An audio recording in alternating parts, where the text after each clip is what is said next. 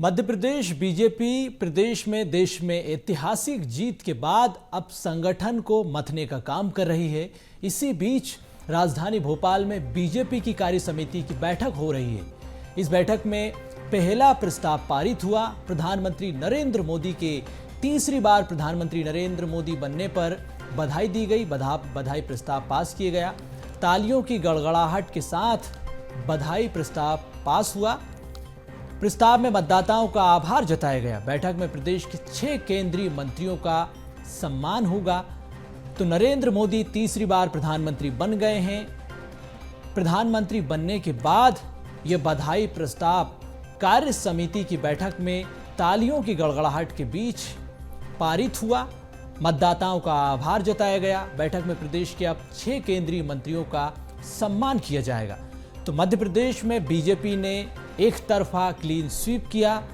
देश में जिस तरह से नरेंद्र मोदी तीसरी बार प्रधानमंत्री बने, एनडीए की तीसरी बार सरकार बनी, उसके बाद ये बधाई प्रस्ताव पारित हुआ।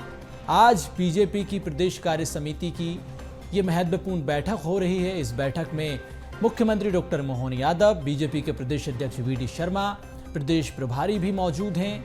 और बड़ी बात यह कि 1099 मंडल के नेता इस बैठक में शामिल हैं। तो संगठन के बड़े नेताओं की मौजूदगी में कार्य समिति की यह बड़ी बैठक काफी महत्वपूर्ण है। आगे आगामी कार्य योजना को लेकर इस बैठक में रणनीति बनाई जा रही है।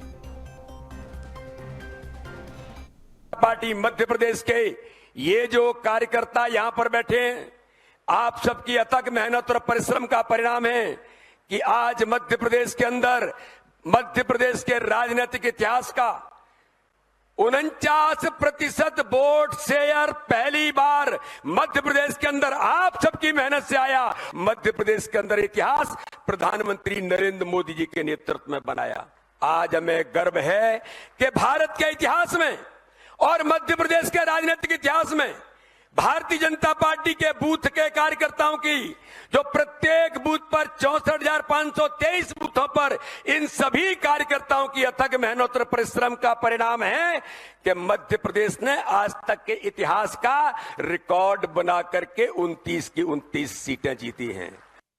हमारे प्रदेश की आज कार्य समिति की बैठक है।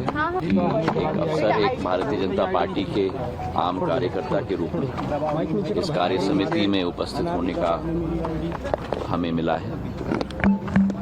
प्रधानमंत्री नरेंद्र मोदी जी के मार्गदर्शन में राष्ट्रीय अध्यक्ष जेपी नड्डा साहब के नेतृत्व में और गृह मंत्री अमित शाह जी के आदेश के अनुसार पार्टी का एक एक कार्यकर्ता संकल्प के साथ जनता की सेवा के लिए दृढ़ इच्छा शक्ति के साथ पूर्ण रूप से लगा है। राजनीति में अगर 5 बार लगातार कार्यकर्ता मेरे से पूछते हैं कि मध्य प्रदेश में आप गए 163 सीटें जीतने का सबसे बड़ा कारण क्या है, मैं हमेशा मानता हूं कि मध्य प्रदेश के संगठन के शिल्पी कुशाभाऊ ठाकरे जी से लेकर के और राजमाता जी के नेतृत्व में जिन्होंने भी काम किया, उन्होंने कभी भी काम के अहंकार को नहीं पाला। यही कारण है कि 5वीं बार हम लगातार विजयी बनकर के आए हैं। सहयोगी मनोज राठौर हमारे साथ इसी खबर पर जुड़ चुके हैं। मनोज जी, बीजेपी कार्य समिति की बड़ी बैठक हो रही है। इस बैठक में तीसरी बार नरेंद्र मोदी के प्रधानमंत्री बनने पर बधाई प्रस्ताव पारित हुआ। अब बीजेपी की कार्य समिति की बैठक में आगामी क्या कार्य योजना, क्या मंथन चिंतन हो रहा है? आज बिल्कुल आगामी रणनीति को लेकर लगातार मंथन जारी है। तमाम संगठन के नेता, इसके अलावा मध्य प्रदेश से जो 6 सांसद गए थे, जिसमें केंद्रीय मंत्री के रूप में दुर्गा दास उइके, शिवराज सिंह चौहान, हालांकि अभी शिवराज सिंह चौहान का संबोधन इस कार्य समिति की बैठक में चल रहा है। इससे पहले जो प्रस्ताव पारित किया गया था राजनीतिक तौर पर पीएम नरेंद्र मोदी के तीसरी बार पीएम बनने को लेकर, उस प्रस्ताव को पारित जो है इस कार्य समिति की बैठक में किया गया है। अब किस तरीके से आगे बीजेपी संगठन काम करेगा, आगे किस तरीके की रणनीति रणनीति के साथ जनता के बीच में जाएगा, इस पर भी लगातार मंथन इस कार्य समिति की बैठक में चल रहा है। शिवराज सिंह चौहान के बाद जो समापन सत्र रहेगा कार्य समिति की बैठक में, उसका संबोधन मुख्यमंत्री डॉक्टर मोहन यादव करेंगे।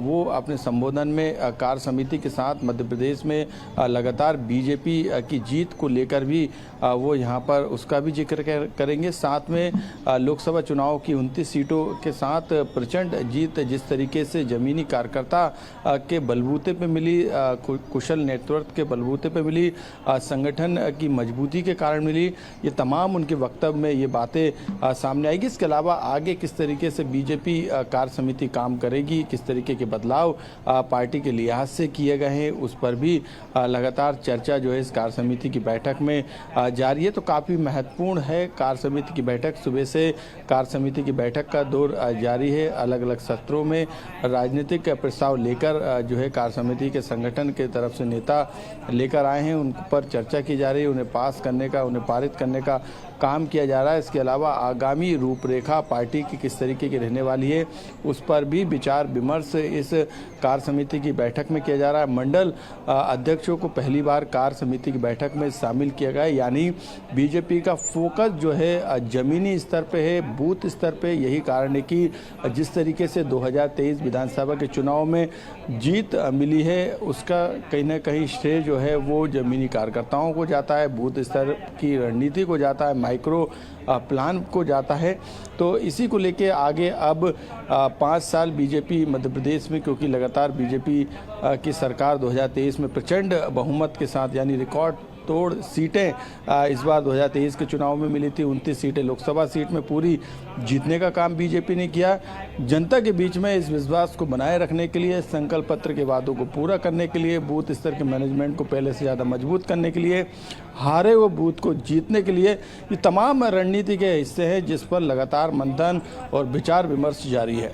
बिल्कुल, बहुत बड़ी बात आपने कही मनोज जी कि जो माइक्रो प्लानिंग है, माइक्रो मैनेजमेंट बूथ स्तर पर दिखाई दिया। उसी की वजह से प्रदेश में जो नतीजे आए, परिणाम सामने आए, एक तरफा क्लीन स्वीप बीजेपी ने किया। कार्यकर्ताओं का रोल इसमें महत्वपूर्ण हो जाता है। और अब बीजेपी बूथ को मजबूत करने के लिए, संगठन को मजबूत करने के लिए, जो आपने बात कही कि हारे हुए बूथों पर अब बीजेपी की आगामी रणनीति क्या होगी, उसको लेकर भी मंथन हो रहा है। एक बात आपने कही कि राजनीतिक प्रस्ताव भी यहाँ पर पारित हो रहे हैं, तो कितने राजनीतिक प्रस्ताव, किस तरह के प्रस्ताव आ रहे हैं, उनको लेकर बीजेपी की क्या रणनीति, क्या कुछ जानकारी उसको लेकर?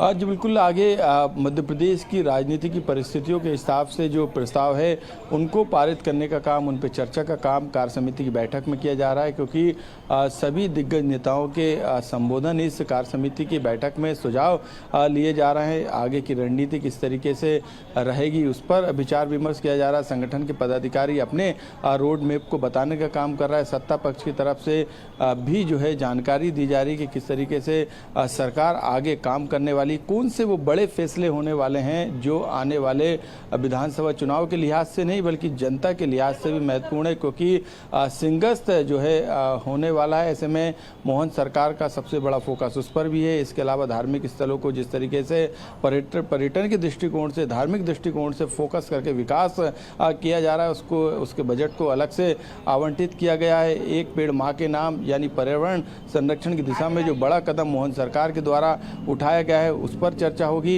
ये तमाम जो बड़े प्रोग्राम जो बीजेपी के हैं, जो बड़ी योजनाएं हैं, जो महत्वाकांक्षी जनहितैषी योजना है, उनको जमीनी स्तर पर पहुंचाने की जो कसावट है उस पर फोकस किया जा रहा है, क्योंकि मुख्यमंत्री डॉक्टर मोहन यादव समापन सत्र में अपना संबोधन देंगे तो पूरा कंक्लूजन उनके संबोधन में निकलकर सामने आएगा। लेकिन कुल मिला के जिस तरीके से मध्य प्रदेश में जीत मिली विधानसभा चुनाव में, लोकसभा चुनाव में एक बड़ी भूमिका मध्य प्रदेश ने निभाई है, पूरी 29 सीटें जीती है।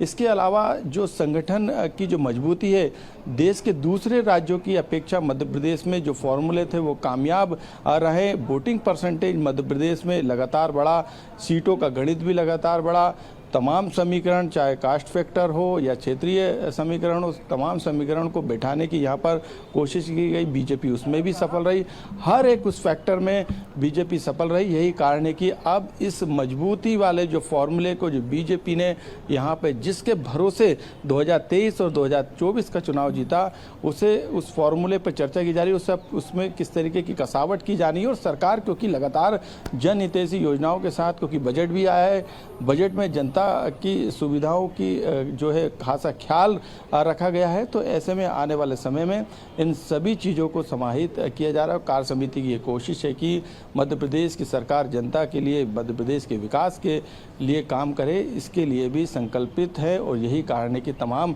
बड़े नेता आज इस कार्य समिति की बैठक में महामंथन कर रहे हैं। बिल्कुल बिल्कुल, बहुत महत्वपूर्ण बात आपने कही मनोज जी कि विकास के विजन के साथ अब बीजेपी आगे बढ़ने जा रही है। चुनावी जमावट, सत्ता संगठन में कसावट और जिस तरह से मध्य प्रदेश में जो ऐतिहासिक नतीजे आए, मध्य प्रदेश का हर फार्मूला सफल हुआ, अब उसको देश में कैसे इम्प्लीमेंट किया जाए उसको लेकर भी इस बैठक में चिंतन हो रहा है, मनन हो रहा है। बहुत धन्यवाद तमाम जानकारी के लिए मनोज जी।